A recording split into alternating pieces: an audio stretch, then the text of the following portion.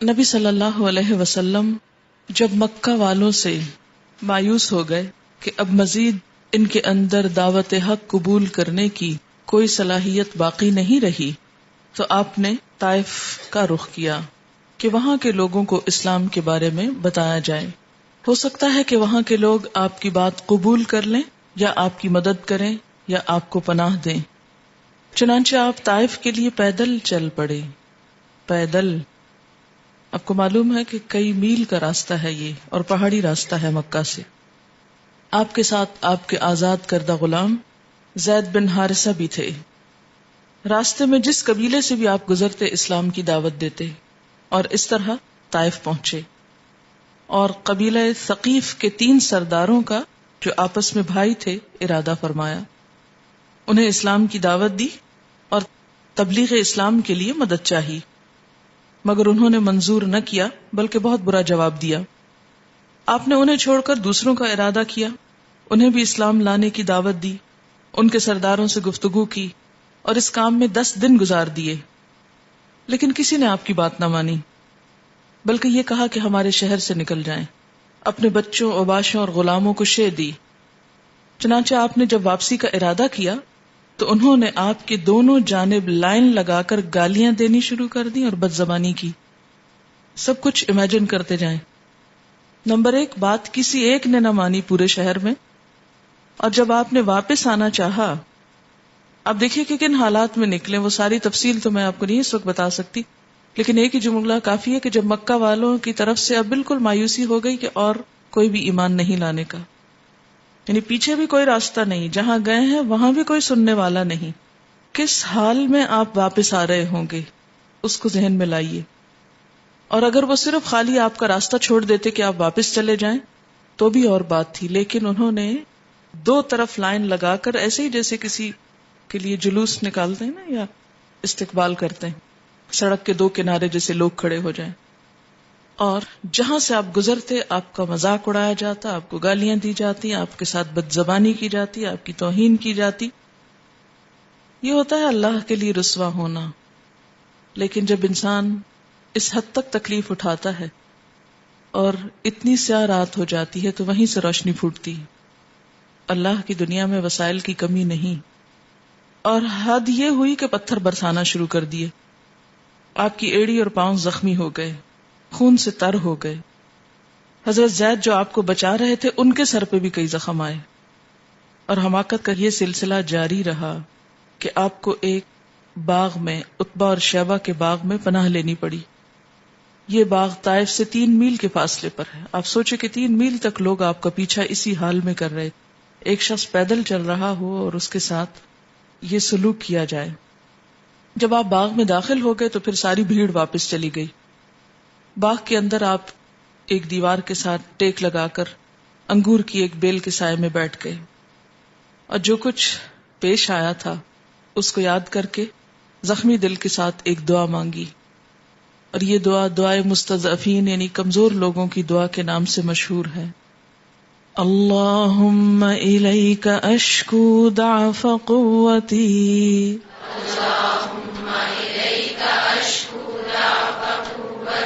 وقلت حیلتی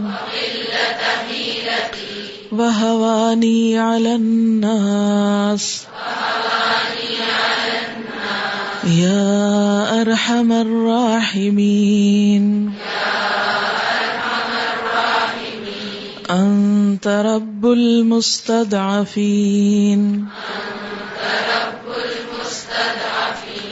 وانت ربی الی من تکلنی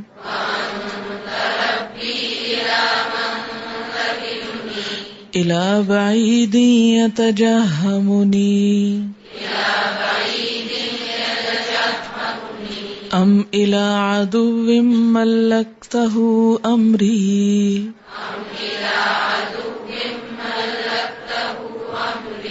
ان لم یکن بک علی غضب فلا ابالی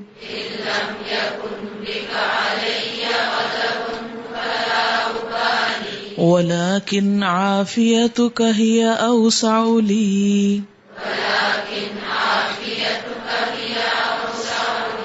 اعوذ بنور وجهك الذي اشرقت له الظلمات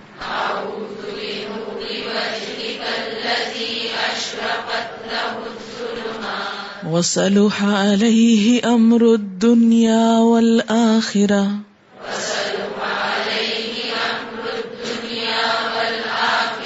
من ان ينزل بي غضبك او يحل علي سخطك لك العتبى حتى ترضى ولا حول ولا قوة إلا بك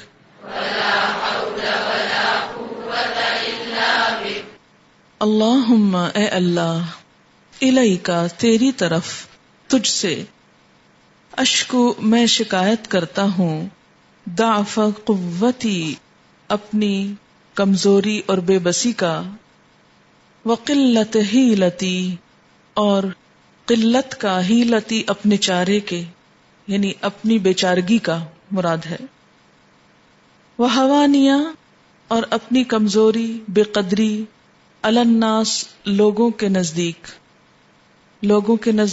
اپنی بے قدری کا یا ارحم الراحمین اے ارحم الراحمین انت رب المستضعفین تو کمزوروں کا رب ہے وانت ربی اور تو ہی میرا رب بھی ہے الی من تکلنی تو مجھے کس کے حوالے کر رہا ہے الی بعید کسی بیگانے کے دور والے کے یتجہمنی جو میرے اوپر حملہ آور ہو جائے سختی اور تندی سے پیش آئے ام الی عدو یا کسی دشمن کے ملکتہ امری جس کو تو نے میرے معاملے کا مالک بنا دیا ان لم یکم بک علی غضب اگر تیرا مجھ پر غضب نہیں غصہ نہیں فلا ابالی تو کوئی پرواہ نہیں ولیکن لیکن عافیتک تیری عافیت ہی اوسع لی وہ میرے لیے زیادہ کشادہ ہے زیادہ بہتر ہے اعوذ میں پناہ چاہتا ہوں بنور وجہ کا تیری ذات کے نور کی الذی وہ جو اشرقت لہ الظلمات جس سے تاریکیاں اندھیرے روشن ہو گئے وصلح علیہ امر الدنیا والآخرہ اور جس پر دنیا اور آخرت کے معاملات درست ہو گئے من ان ینزل بی غضبک اس بات سے کہ تیرا غضب مجھ پہ نازل ہو او یحل علی سخطک یا تیرا عتاب مجھ پہ وارد ہو لک العتبی تیرے ہی لیے رضامندی چاہتا ہوں عتبہ رضامندی کی طلب تیری رضا چاہتا ہوں حتی ترضا یہاں تک کہ تو راضی ہو جائے اس وقت تک تیری رضا چاہتا رہوں گا جب تک کہ تو راضی ہو جائے ولا حول ولا قوت الا بک اور تیرے بغیر کوئی زور اور طاقت نہیں کبھی بھی غم کا موقع زندگی میں آئے لوگوں کی بے رخی لوگوں کی بے نیازی اور کبھی معاشرے میں اپنے آپ کو تنہا محسوس کریں کسی بھی ایسے موقع پر جب آپ سمجھیں کہ سبھی ساتھ چھوڑ گئے اور خصوصاً دین کی وجہ سے کیونکہ یہ انبیاء کی سنت ہے اگر اللہ تعالیٰ کے حبیب محمد صلی اللہ علیہ وسلم پر یہ دن آیا دین کی وجہ سے کہ نہ اپنا شہر پناہ دے رہا ہے اور جس دوسرے شہر میں پناہ لینے کے لیے گئے ہیں اس کا معاملہ اپنے سے بھی زیادہ ناقدری کا بیگانگی کا سختی کا اور ذلت کا ہے کہ کوئی ایک شخص بھی ایسا نہیں بھلا کہ جو آپ کی پکار پہ لبیک کہے اجنبی حالت میں پرائے دیس میں نہ صرف یہ کہ گالیاں ٹھٹھے مذاق بلکہ پتھر بھی کھائے اتنے کھائے کہ زخمی ہو گئے اور آپ کو بچانے والا بھی زخمی ہو گیا اس حال میں اللہ کو پکارتے ہیں کبھی بھی ایسا موقع آئے کہ جب کوئی انسان آپ کی بے قدری کرے کوئی آپ کا مذاق اڑائے دین کی وجہ سے یا کوئی آپ کو تکلیف دے کر رلا دے یا اس راستے پر چلنا بہت مشکل اور دوبھر ہو جائے تو یہی دعا کریں کیونکہ اس دعا کے بعد پھر مدینہ کا راستہ کھلا تھا جہاں جا کر آپ صلی اللہ علیہ وسلم کے لیے پھر اور اسلام کے لیے ترقی اور وسعتیں ہی وسعتیں تھی. ہر رات کے بعد صبح ضرور ہوتی. دین کے راستے میں اللہ تعالیٰ کی آزمائش ضرور آتی ہے کہ بندہ اب دین پہ قائم رہتا ہے یا چھوڑ کر کسی اور طرف چل پڑتا ہے. یہی دراصل ٹیسٹ ہے. اور جو شخص اس وقت کامیاب ہو گیا اس کے لیے پھر دنیا میں بھی آگے راستے کھل جاتے ہیں اور آخرت کی کامیابی تو ہے ہی. اور اگر انسان اس وقت پھسل جائے اور اللہ سے ناراض ہو جائے تو دنیا بھی برباد ہوتی ہے اور آخرت بھی. بہت ہی رقت آمیز دعا ہے، اور کبھی بھی بہت دکھی ہوں کسی بھی وجہ سے تو اس کو پڑھ لیں، کیونکہ روئے ہوئے دل کے ساتھ اور دکھی دل کے ساتھ جب انسان دعا مانگتا ہے تو ویسے بھی اللہ تعالیٰ کی رحمت جوش مارتی ہے، دعا قبول ہوتی ہے اور انسان کا سارا غم ہلکا ہو جاتا ہے. کیونکہ شیطان اسی وقت آ کے انسان کو بہکاتا ہے کہ دیکھو تمہارے رب نے بھی تمہیں چھوڑ دیا جس کے لیے تم نے یہ سب کچھ کیا، اور پھر ایک گہری مایوسی طاری ہونے لگتی ہے انسان پر. ایسے میں بعض اوقات کوئی انسان بھی سنبھالا نہیں دے سکتا، صرف اللہ ہی کی ذات ہے جو انسان کو طاقت دیتی. تو اسی کی طرف رجوع کرنا چاہیے، اسی کو تھام لینا چاہیے. اور سب سے خوبصورت الفاظ تو خود نبی صلی اللہ علیہ وسلم کے ہیں. آپ سے بڑھ کر الفاظ کس کے اچھے ہو سکتے ہیں؟ کیونکہ ہم تو خود بھی نہیں جانتے کہ ایسے موقعوں پر اپنے لیے مانگنا کیا چاہیے. تو یہ آپ کی مہربانی ہے کہ آپ نے جو مانگا وہ ہم تک بھی پہنچا دیا.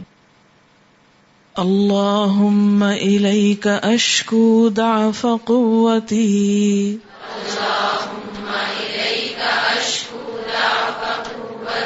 وقلت حیلتی وہوانی علی الناس یا ارحم الراحمین انت رب المستضعفین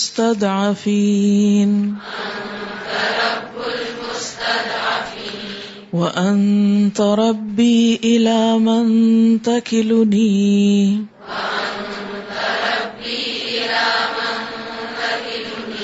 الی بعید یتجہمنی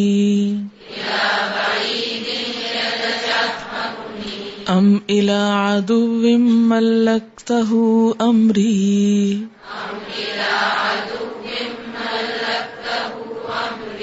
ان لم یکن بک علی غضب فلا ابالی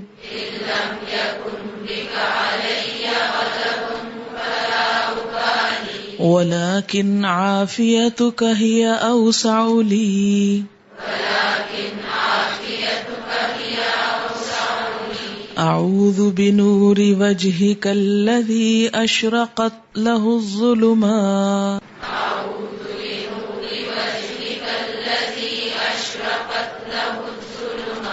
وصلح عليه أمر الدنيا والآخرة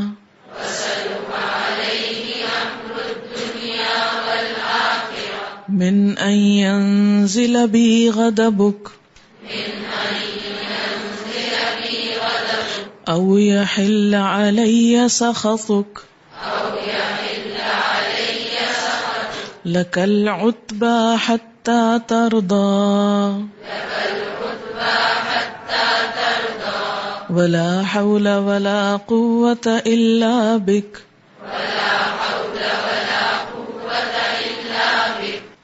وآخر دعوانا ان الحمد للہ رب العالمین. سبحانک اللہم وبحمدک نشہد ان لا الہ الا انت نستغفرک ونتوب الیک. السلام علیکم ورحمۃ اللہ وبرکاتہ.